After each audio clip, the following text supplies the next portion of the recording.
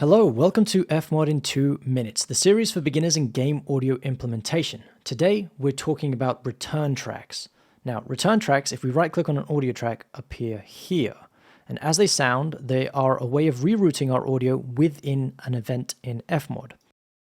Today, I'm going to show you how to use them in order to split an event into both a 2D sound and a 3D sound as well. A common scenario is when you're talking to an NPC, and as you move away from this NPC, their dialogue transitions to come out of a radio which is on your playable character's person, therefore transitioning from a 3D sound into a 2D. So the first thing we need to do is we need to right-click here and we need to add 2 return tracks. One of them will be 2D, and the other one we will label as 3D. Next, we want to turn down the volume of the original audio track all the way down. And we want to make sure that we send the signal into both of these equally. So by selecting the audio track in question and going before the fader, we can right click and add a send. And instead of adding it to the mixer like we would a reverb, we add it to the event. And here we find 2D, and we also find 3D. The next thing to do is to add this blend parameter to each of these sends down here. So let's right click, add automation.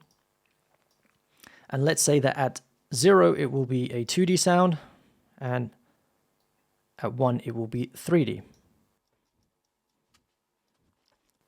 Now, hopefully, when we play this, we should hear audio at both ends of this parameter. Hello, welcome to Fmod in 2 minutes, the series for beginners in game audio.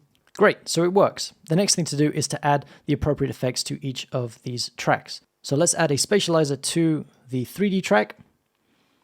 And on the 2D track, I have a effects chain set up for a radio effect, which is filtering it out and adding a little bit of gain.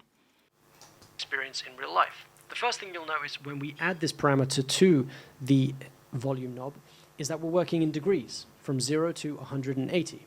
At 0 degrees, we are standing right in front of the television, and we should hear it at its fullest volume. Conversely, at 180. And there you go, a way of using return tracks within your event in order to split the sound between both 2D and 3D.